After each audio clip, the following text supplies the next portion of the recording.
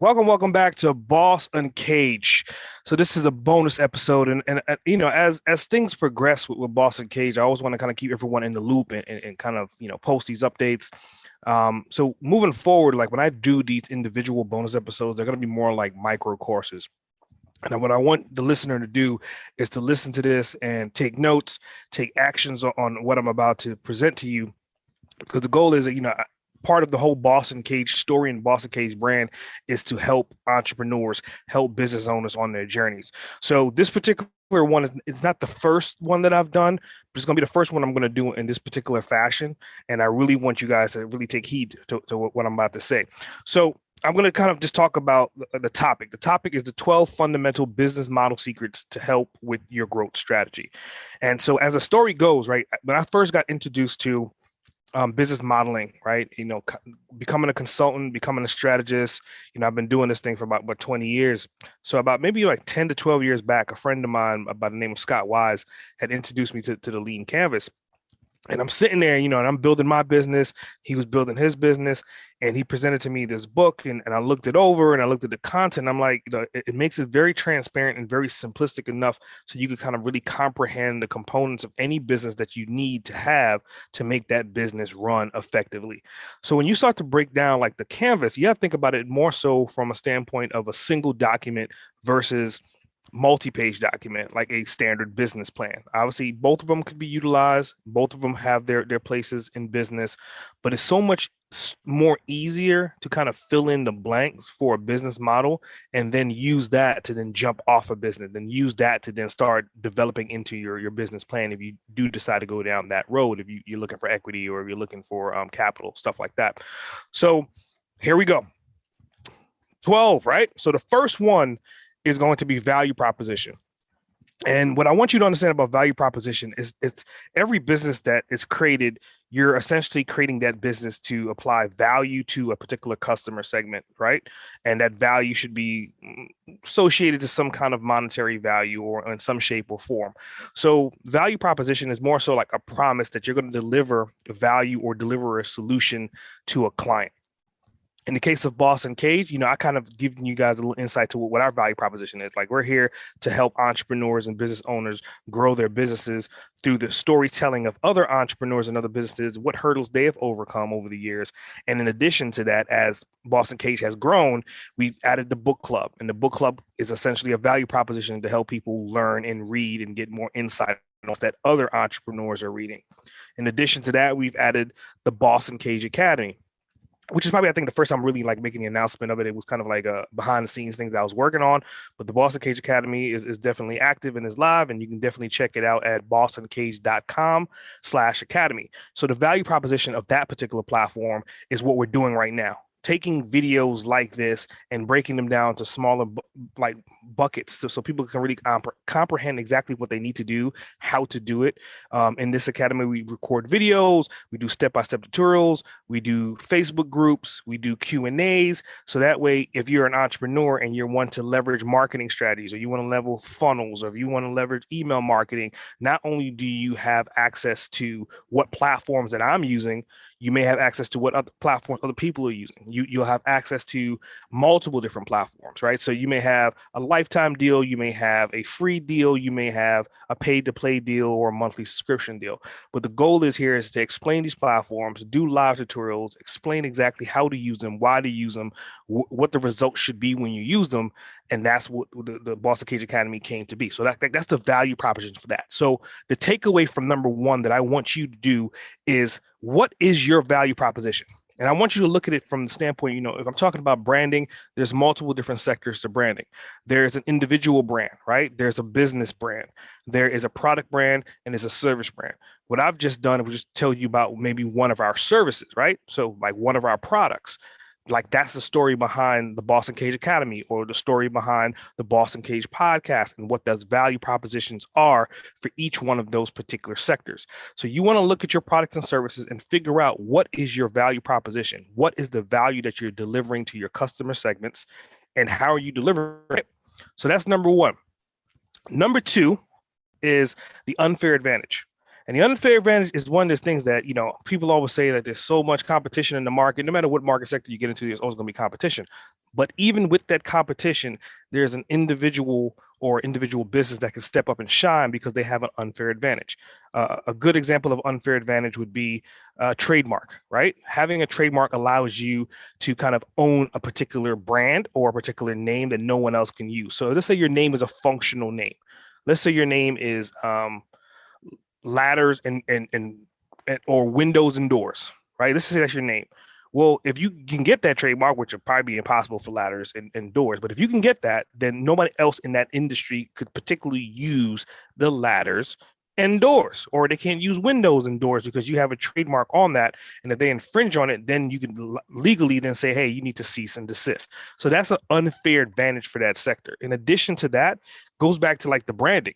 If you look at your 4 products, right? And I'm thinking you as a product, your company as a product, your product as a product, and your service as a product, right? If you look at these 4 different individual brands, each one of them could have their own unfair advantage, right? So me as SA Grant, like I've branded myself to where I have an unfair advantage that there could be another SA Grant, but there would not be another SA Grant that's associated to Boss Uncaged. So you can see how this compounds together. Like Boss Uncaged by itself is a brand, SA Grant by itself is a brand, but the union between the two becomes the unfair advantage. It becomes the variable. So SA Grant may not be trademarked. Someone else could become SA Grant, but Boss Uncaged is going through and becoming trademark. So then I have that leverage to say, okay, you know what? You can't be Boss Uncaged. You could be SA Grant, but you can't be both. That's part of my unfair advantage. In addition to that, like my story and what I've developed and what I've created and who I've interviewed also cannot be replicated exactly the same way I have replicated it. Cannot be delivered the same way I'm delivering it. Even if someone studies the way I'm doing it and practice it, they're still going to be uniquely different than I am. So like that's the unfair advantage. And that's just like the tip of the iceberg. But you want to figure out what is your unfair advantage, because you could be in a market sector with hundreds, if not thousands, maybe even millions of competitors.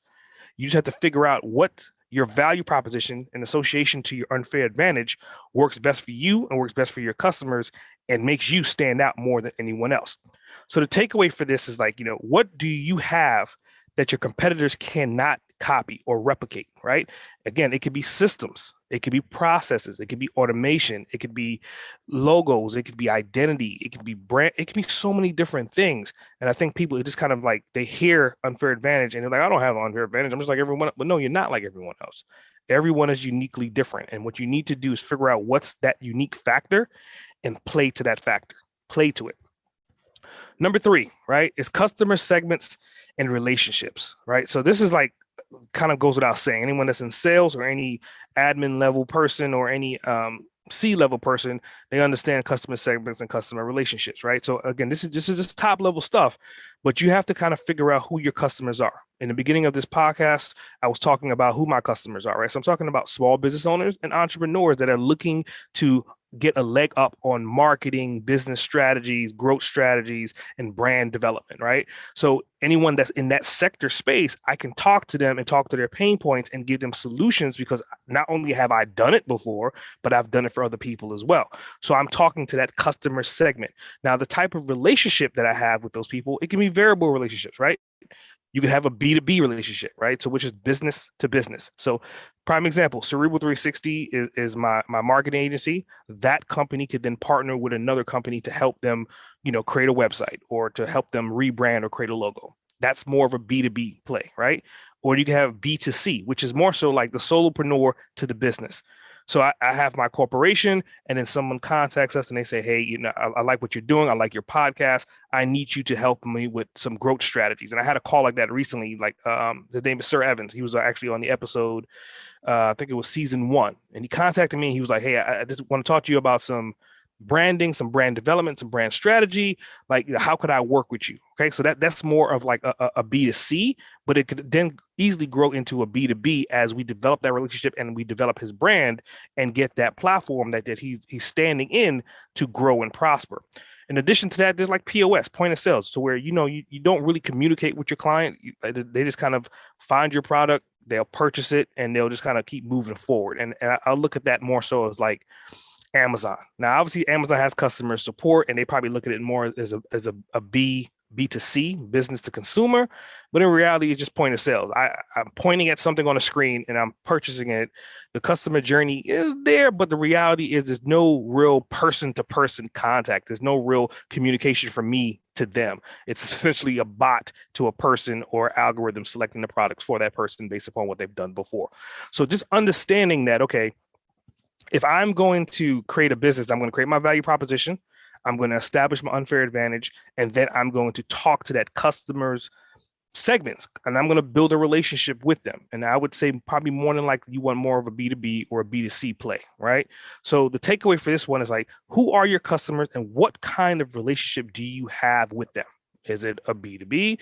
Is it a B2C or a POS? And keep in mind, these are just 3 of them. There's many others, but these kind of give you like an overall viewpoint to kind of establish the first line to say, okay, you know what? I'm more of a B2B or I'm more of a B2C. And then from there, you can kind of dive in a little bit deeper. And, you know, there's times where we can kind of go into deeper roles and talk about that in more flushed out matter. Going into number 4, channels. Now, channels is probably one of my favorite out of the 12 because it's the way you communicate. It's the way you contact individuals. It's where do you develop your content? What platforms are you on? So this one could be everything and nothing at the same time, right? You can be talking to anybody or talking to nobody. And it then goes back to figuring out who your customer segments are and what relationships do you have. So for me, obviously I have a podcast. So that's one of my channels. I'm communicating through my audience through a podcast of individuals that essentially need this information. They want this information. This information is definitely helpful and useful for them because I'm talking directly to them about problems they may have had, or my people that I'm interviewing are telling them stories that they may have had or they're experiencing right now. And they're figuring out how to, okay, if you could overcome this and you became successful 3 years after that or 5 years after that, well, let me get a little notebook and write down some notes to kind of take heed to what that person's saying, because that little nugget, that one word, that one sentence could change the way you're thinking. Because if you're thinking internally, again, you need to bounce those ideas off of someone else. And that's the philosophy behind communicating on channels. So there's Facebook, there's LinkedIn, there's Instagram, TikTok, Twitter, email, YouTube. I can go on and on and on and on. I'm on all the different platforms that you can communicate your value proposition through. What you have to figure out is, where is your customer segments? Where is your customer avatars?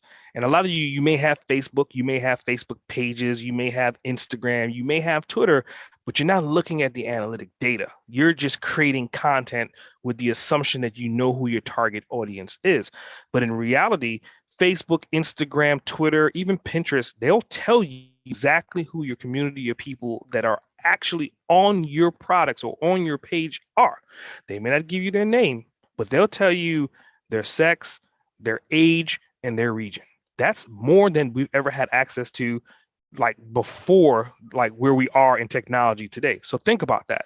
If they're giving you all this information, then all you need to do is apply this information to your communication channels to talk to that audience, to make it a little bit more transparent and a little bit easier for you to then start converting. Okay. And a good example of this is saying that, okay, let's say I'm talking about hearing aids, right? Let's just say that's my general product is hearing aids.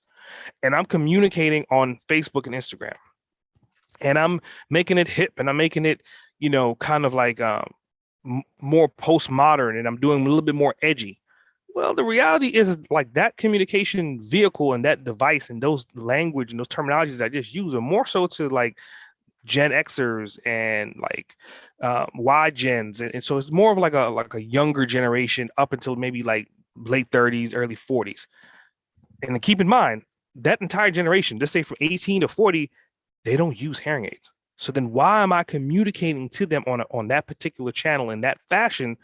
And hence why you probably don't have any conversions, because you're talking to the community, but you're talking to them in the wrong language. So then you want to kind of figure out, okay, if I'm talking to more so people that were essentially born in the 60s or born in the 50s or essentially born in the 40s, then I need to speak to them. I need to look at the 50s. I need to look at the 40s. I need to think about their psychological aspect of when they grew up. What did they see? You know, things, you have to think about it. It was more black and white than it is color right now. So putting things in perspective, to look at old TV shows, right? Listen to old radio spots, look at old ads. So that way you can kind of touch into their psyche and communicate with them on a level to where it'll bring them back to when they were younger, because ideally people as a whole want to live forever. right? That's part of creating legacies. And you always hear the story about when I was I used to all of that comes back to them going back to the youth. So that's you want to pull into that psychological aspect and communicate to them on that channel based upon those principles. The takeaway for this one is like, what channels do you use to connect to your customers right now? And I want you to list them out, like create a list of these channels, because then you can kind of see like what's the value that you're getting back in return. If you have 10 channels, are you converting on 10 of them? Maybe you're converting on one. Okay. So if you're dividing up your time between 10 channels, then you probably need to figure out which channel is really working for you and put some more time, more bread and butter into that channel and communicate a little bit more focus on that channel. Make that channel work, and then step into other channels as well. And you can have other channels up and running. So identifying the customer's challenge, like we were just talking about hearing aids, for example. So if I'm saying that, hey, it's hard for you to hear, what is that challenge that you're going through? It's difficult for you to play with your grandkids. It's difficult for you to hear somebody on the phone call. Like, what's this FaceTime thing? It's like, I can't really hear what's going on. Like, if you're talking to that community of people, identify those challenges, make a laundry list of these challenges, and then apply your values to figure out which one of your values is solving that challenge for them. And then you're connecting those dots. Okay. So what I'm doing is like, I'm doing a live consulting with you, like going back to that story with me and Scott, like we used to do these, literally for dozens of clients. We would set them up and say, okay, like, where's your business at? We would do an entire consultant call. Back then it was in person, right? And then they would buy and purchase a lean model canvas from us that we would build out for them and fill in all the blanks and all the components of their particular business and say, okay, this is where your holes are. This is what you're missing. This is what you need to do more of. And then they would have a game plan to move forward. And they could take that game plan and either work on it themselves, or they could hire us as an agency to then develop and fill in those voids for them. It was a win-win for both us and for the client, right? So think about it from that standpoint. What's the problem? And then we're going to talk about number 6, which is the solution. But before we get to that, what I want you to do for the takeaway for number 5 for customer challenge is, what are your brand and customer challenges? So you're talking about like the customer, what's their challenge? And for you, for your brand or your company brand or your product or your service brand, what's the challenge, right? And you want to put these on a sheet, like in 2 columns, and list out all your challenges. For you personally, for a brand, or you personally for your company, your problems may be leads. You may not have enough traffic. You may not have enough conversions. So then you want to figure out, okay, how do I fix these? Like, what am I doing actively on a day-to-day basis to make this work, or to make modifications or make changes? Do the same thing for your customers. If you're a plumber or a roofer, well, by default, like, part of your problems is to keep people safe, right? Part of your problems is to keep people dry in their houses. So like going that basic and then putting on the obvious on top. Like, obviously there's roof maintenance, right? There's plumbing maintenance. There's all these different things to keep your pipes working, to keep your roof from leaking. Those are essentially challenges that people will be presented with year round. So then you could say, okay, here's my solution for that. Maybe you can kind of create a video course to say, hey, you want to buy into like active solutions to how to maintain your roof, how to maintain your plumbing. Or maybe there's a service that you can set up and say, hey, twice a year, 3 times a year, once a quarter, whatever it is, we can come out to your house and check your pipes or check your roof. Like, that's solving the problem without having to sell. You're just identifying the issues that they have been presented with in their life, or they may be presented with at some time, or you're using case studies to say, hey, other people have been presented with these same exact issues in your area because you have the same house. The house was built in the last 20, 30 years, and this is what happens with a 30-year-old house. Blah, blah, blah, blah. Here's all the problems, and here's the solutions that we have, and here's the price to go with those solutions. And you kind of see how this starts to form together to make your life a lot easier, because you're using growth strategies to create a system to keep your pipelines full.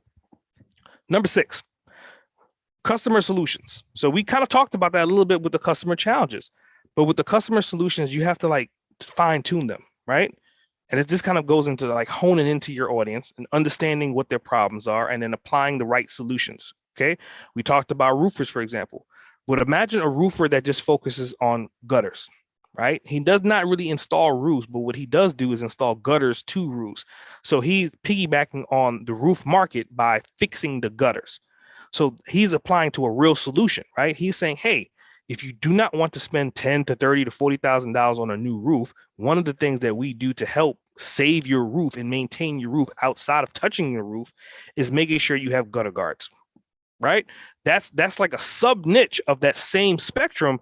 But by having a gutter guard by default, what are you going to have? You're going to have less rain that's sitting in the gutter, which could potentially help with less mosquitoes, less leaks, because again, if leaves back up, then they'll end up on the roof. So you can kind of see how you can kind of depict this story. You want to be able to tell them the story about what can happen, what has happened, and how you could then prevent that from happening. In addition to that, then you can say, okay, in addition to the service of the gutter guards, what we also do is we do leaf blowing from your roof, right? That could be an additional service in addition to the gutter guards. So you're protecting the roof by two external services that's going to maintain the roof, but you're not even doing anything with the roof. All you're doing is blowing off leaves and you're maintaining and updating gutters, right? So you can kind of see like this solution could definitely plug into that market, but we're not installing roofs.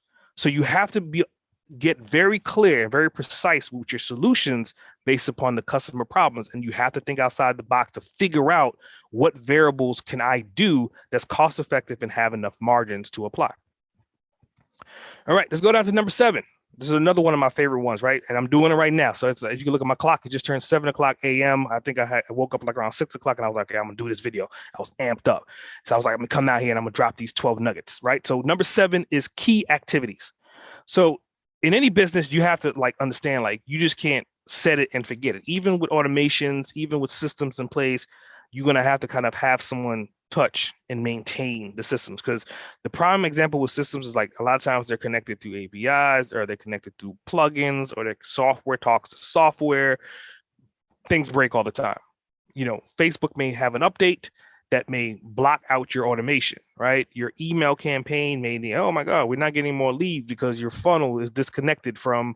So keep in mind, you always have to kind of maintain and double check. And a lot of email reminders will do that for you. If you have those email reminders set up for those systems that you're using to say, hey, if something's broken, if something's not working, at least notify me.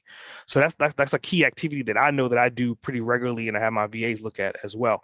But generally for any business, like whatever your value proposition is and whatever the problems that you're solving for the customers, each one of those need to have key activities. So if you're driving a truck, right? And let's say you have a truck company and you're moving around, you're doing logistics and you're delivering. Well, the key activities for that is maintaining the truck, maintaining the wheels, maintaining the oil. Like those are things that you cannot go without not doing. You cannot not pay attention to that, because if a truck breaks down, then essentially your business breaks down. It's the same exact principle, whether you're in a physical business or whether you're in a remote business or whether you're a solopreneur. There's maintenance for any business. So you have to maintain whatever it is that you started, whatever it is making you money, and keep maintaining that for forever, right? So then you could put people in place to maintain it for you. You could put systems in place to maintain it for you. You could put automation in place to maintain it for you. But you have to understand that the key activities, it's a key activity for a reason. The key takeaway for this one would be, what key activities are you currently doing to expand your value proposition? And I want you to really process that question. What key activities are you doing to expand, not to maintain, but what are you doing to expand your value proposition? And I gave you an example of that earlier. It was talking about like the roof, talking about the gutter guards, and what's the key activity that they can use to expand. We talked about leaf blowing off the roof, right? So that's essentially a new service that they've added on, but there's maintenance that come with that new service. You're talking about leaf blowers. With those leaf blowers, you're going to have new employees, possibly. You're going to probably have new insurance, possibly, right? You're probably going to have to maintain those machines, whether it's oil, whether it's gas, machines break down. You have to have a cost overhead to buy a new machine. So those are all key activities that you're going to have to look at when you're looking to expand into that new value proposition. So you can kind of see how these compartments can start to connect and start to build a clear puzzle. So number 8, key resources. Key resources is, I look at key resources and I'm just trying to figure out the easiest way to explain them. Key resources could be software, right?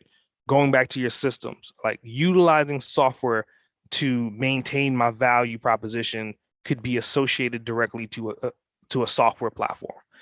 QuickBooks, for example, is a key resource. Like, how am I sending out invoices? Well, if I didn't have QuickBooks, then I would have to create an invoice, or somebody on my team would have to create an invoice, or an accountant or CPA would have to create an invoice, email or mail. Imagine mailing an invoice. Imagine like the debacle that would cause with lag of payment, right? So just about that. If I had to mail out my invoices, okay, you're looking at essentially, give or take whatever state or whatever country, somewhere between 3 to 10 days for that check or that invoice to be delivered. Then, and once it's in the mail room or at that mail location, someone has to check the mail, which people don't check the mail every day, right? Then once they get that, then they're gonna have to look at it and then they're gonna have to process it. Now, you probably heard of net 30, net 60, net 90, even net 120 before, because again, the farther up the food chain, the larger the companies are, they have their own processes in place.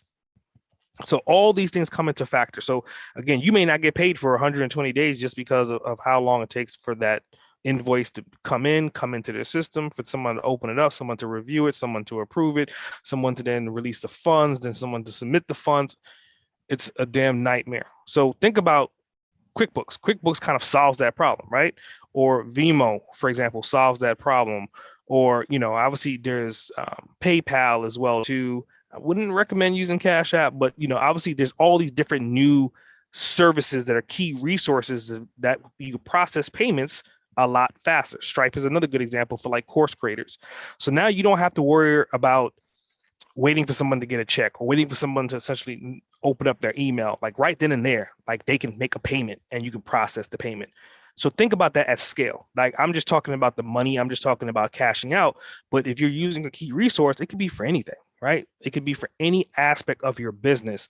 Something that if you did not have access to it, it would probably be a nightmare, or to take manpower or take time away from you doing something that's more important, like building your business or making more money, doing these steps and procedures. So these key resources help to compound time, make things easier for you and your corporation, and they also plug into your system that you're creating and developing to make your company run.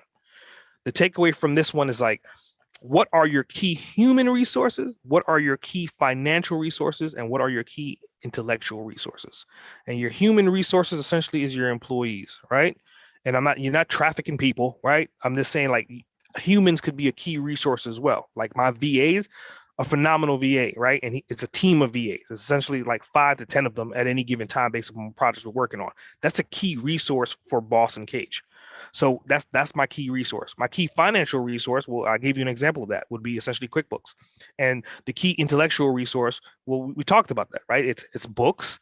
It's doing and practicing what I'm doing. It's creating all this different content. So essentially, I am that intellectual resource behind the Boss Uncaged brand. And again, my key activity, I want to be able to maintain these. So how am I maintaining my key humans? Well, I have to make sure that they're happy, make sure that they're paid, make sure they have things to do, right? And just make sure that generally like they're all going in the right direction and they're growing. And my financials, well, I have to look at my numbers to make sure that my software is working right, payments are being made. And I need, that's a key thing that I need to do to make sure that key resource is up to par to where it needs to be. And on the intellectual side, I need to continue to keep learning, continue to keep educating myself, continue to keep interviewing new people, hearing new stories, hearing new inspirations. Because again, much like the listener, I'm actively learning as well. We're all learning for different reasons, but for me, it's like I want to like I'm plugged in to the day that I die. I want to be able to touch and communicate with as many people as I possibly can until my last breath. So like that's part of my maintenance. I'm going to be doing this until I have no teeth, missing a leg, and gimping around. Just to be straight up and be honest, right? So let's go into number 9, key partners. So we talked about the key activities, we talked about key resources, and number 9 is key partners. Key partners is a gold mine because, like I said earlier, like if I didn't have that partnership with Scott, would I be having that conversation with y'all now about something that I learned 10, 12 years ago? So that partnership opened up my eyes to new philosophies, new theories, new processes, new systems, right? In addition to that, you could have partnerships like affiliates. Like prime example, like Ty Cohen, he's the Kindle cash flow king. Like that's his thing. He's been doing it forever. He's been doing it before, like, like since Kindle started. So being able to be an affiliate to his program, well, obviously I can create my own program to talk about Kindle, but why would I recreate something from 100% from scratch when I can kind of give an overview and then say, hey, if you want more detail, more insight, well, here's a partner of mine that has, dozens and dozens of courses, from audio courses to not just audio, but like how to create audio books, how to create physical books, how to create Kindle books. And he has all this information about that I would then say, hey, after I teach you what I need to teach you, which is the bare basics, then if you want to take it a little bit more advanced and take what I've taught you and scale and grow and magnify it even more, then I would recommend you take this course. And here's why. This is what this course has done for me. I known this guy, and I'm going to tell you the story, and I'm going to tell you what it has done for me. And then you'll be able to go over to him. So that's a key partnership. And obviously, if it's an affiliate deal, then every time I send someone to him, I would get payment as well too. So it works for me, it works for him, and it is the best interest of that particular student at the same time. So that's what you want to have key partners with. Going back to the roofers example. Well, if I am a roofer and I'm doing installations and doing roofs, I may not do drains. I may not do leaf blowing. So now this new sector of this new key activity for this new value proposition for this new company, instead of them being competitors, now they could essentially be partners, right? So you have one company that's installing the roof, and then you have another company that they're going to refer you to that's going to maintain your drains and your gutters and blow the leaves off your roofs at the same time. It's a win-win situation. So they give you a brand new roof, and then they have a maintenance package for your roof as well too. So they'll then give the referral to the maintenance company. They'll probably get 20%, 30%, maybe 50% of that revenue. But then that company is getting new leads from the roofer every time the roofer installs a roof. And that's what that key partnership should look like. There should be push and pull back and forth, much like networking. If you're going into a networking group, which I'm a part of as well through Success Champions, I tell everyone, all the members all the time, like key partnerships, it goes back to like my statement about triangulation. It's like you need to figure out like where you are in a triangle. If I'm a graphic designer, who would a graphic designer work well with? Well, a graphic designer will work really well with a web designer. And who would these two people work really well with? Well, these two people will work really well with a videographer or a photographer. So once I talk about networking, I want to bring these three sides into my networking group. There could be other triangles going on at the same time, but my core triangle is going to be these three people because I'm a graphic designer, that's a web designer, and that's a photographer. And all three of us are sharing equally minded, equally yoked particular clienteles, but there's no really overlapping or stepping on feet. We're all sharing the same referrals. So then you become an ecosystem. That's what key partnership is really about. So my takeaway for this one, I want you to think about it like, do you have key partners? And if you do, who are they? And if you don't, then you need to start thinking about, okay, how can I scale or grow if I had an opportunity to have a key partner in a particular sector of my value? If I can add on additional value without adding on additional cost, that's where that sweet spot is. So you can take your business from here to here overnight just by plugging in 2 additional key partnerships. Number 10, cost structure. So cost structure kind of goes back to what we were talking about with key activities with the financials. Cost structure, you have to kind of figure out like, what's your overhead? Like how much I don't say you need to go extremely anal, but you have to kind of understand like what's your overhead, right? You have to understand if you're a work from home person, like what's your overhead for your electricity. And you don't have to do this every single day, every single month. Just look at like an annual review, get an average and figure out, okay, this is what my annual cost is for my general expenses, whether it's going to ship something out, whether it's creating something, whether it's paying for a VA, whether it's buying software or licensing softwares or subscriptions. Add all those numbers up, and then you can kind of see, okay, you know what? Per year, I'm spending, let's say $30,000, right? My annual revenue is $35,000. So you're only really bringing in $5,000 because you're spending $30,000 to make that 35, right? So you just have to understand, okay, how do I scale that? Like you want to scale that because you don't want to be at 5% out of, well, I'm not 5%. You don't want to be 5,000 out of 35,000. Like that's just that. This just doesn't make sense. So you have to figure out, do I bring in new key partners to add on additional services so I can then get referral fees or an affiliate deals, right? Or do I add on new offers that essentially I already have access to? Like this goes back to a question that we had in a networking group. Like I have all this content, I have all these ebooks that I've created, or I've have all these written documents or these blog posts. What do I do with them? Well, that's a good thing for you to take all that information and bundle it up and tell a story and put it into a course or put it into an academy or put it into a group, a paid group, like something behind a paid wall. That way, so now all the content that you've accumulated over the period of time could then be reused and recycled for a whole new target audience. But now you have all of it in one sitting versus being diversified on all these different platforms. Follow me on YouTube, follow me on Facebook, follow me here, follow me there. Take all the best of the best, collage those suckers together and put them in one environment.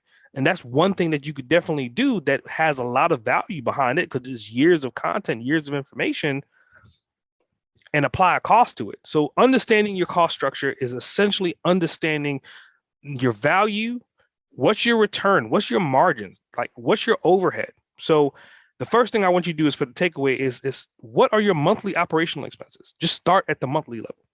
And then you could either go micro, you can go down to the daily level, or you can go up to the annual level. But start at monthly. Look at your monthly reoccurring costs. Look at that, and then say, okay, this is my monthly reoccurring cost, and this is how much money I make per month. And then the difference in between, like, that's the money in the bank. So you have to figure out, okay, if my money in my bank is not outweighing the money that I'm spending, how do you fix that? And this model could essentially get your mind to wrap around where you have holes. Next, of course, we're talking about money. So your revenue streams. So if you're figuring out your cost structure and you're figuring out your variables of, like, what about my monthly recurring costs look like versus what I'm making every month, then you have to figure out your revenue streams. And I just gave you guys like a really good one, which is like, take the old content that you have sitting around that has a lot of value, that's still evergreen content, and collage them together and make a course, or make an academy, or make it a behind a paid wall. That's an additional revenue stream, right? So we're talking about company revenue versus product revenue versus service revenue.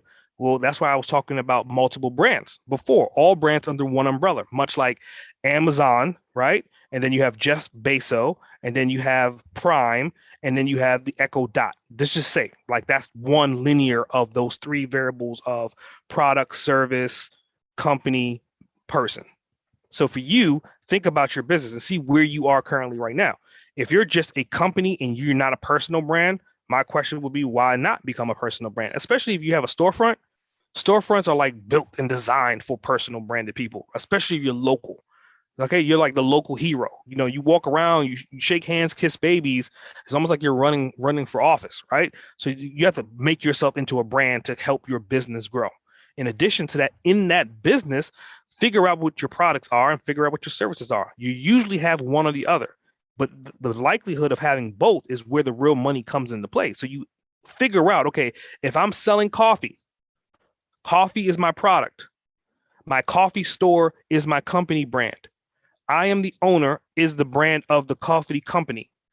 But what the part that you're missing is maybe add a subscription service for the coffee. It didn't cost you anything to really develop that, right? So now you have all four of these elements. It's as simple as that. You're adding on a subscription to say, hey, you guys are our local people. You come in here so regular.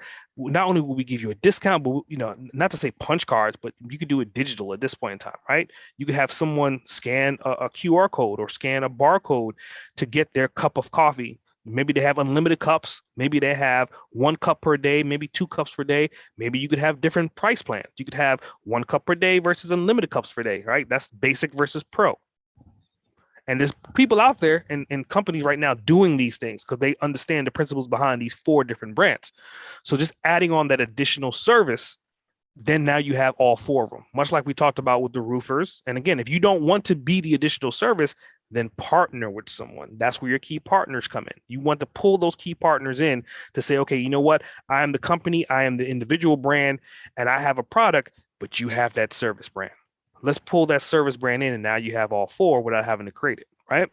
So with revenue, you want to think about the key takeaway for this one is, like, does your value proposition create a revenue stream?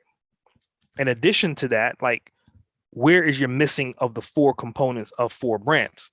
Again, company brand, individual brand, product brand, service brand.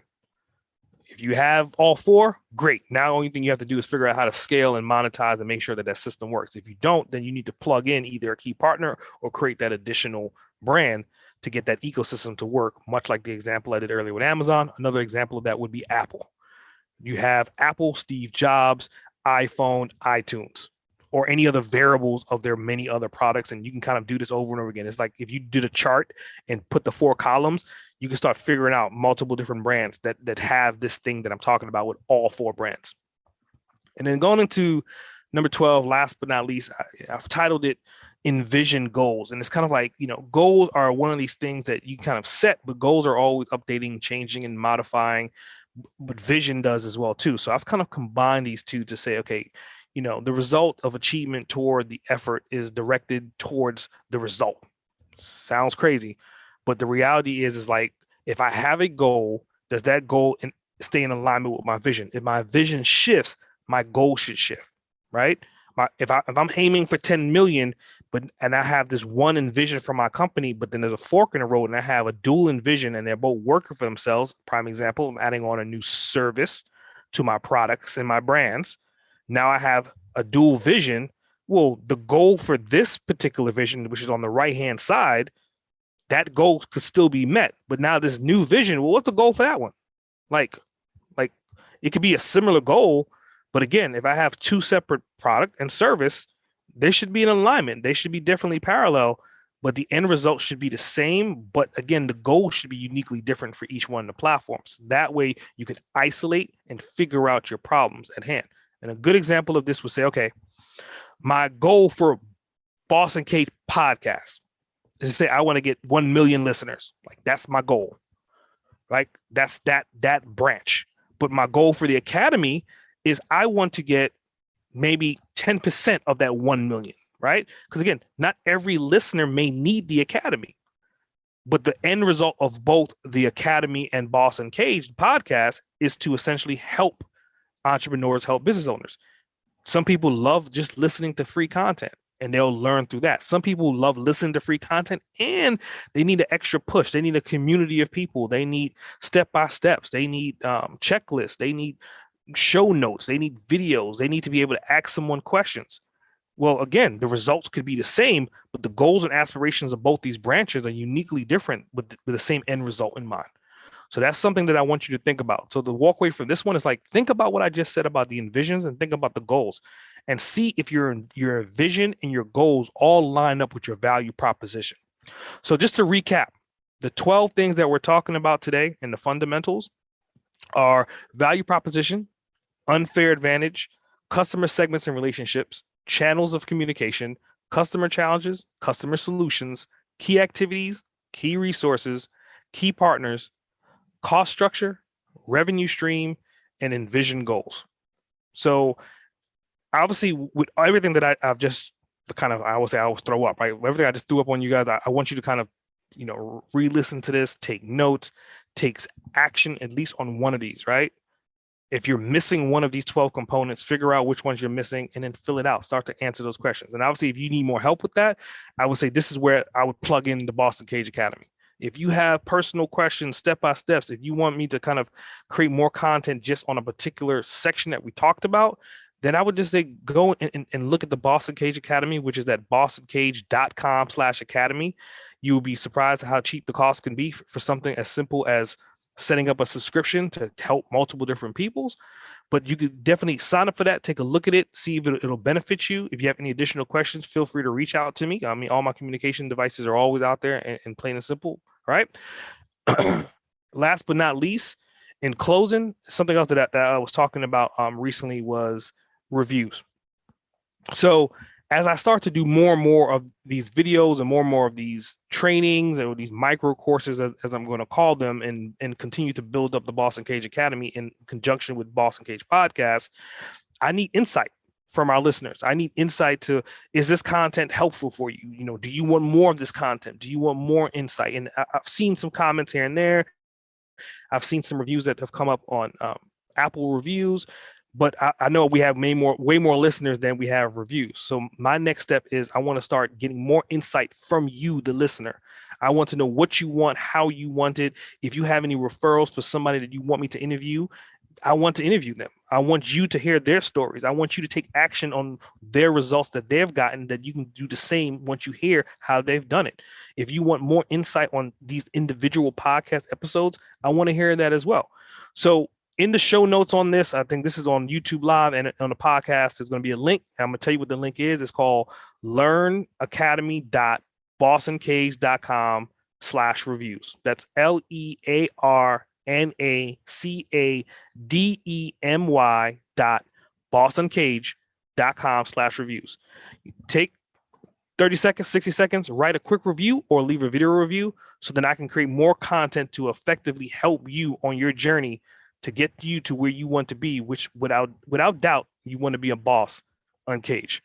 Again, this is S.A. Grant. I appreciate you guys. I love this stuff. I love this information. Hopefully you love what I'm delivering as much as I love delivering it to you. S.A. Grant, over and out.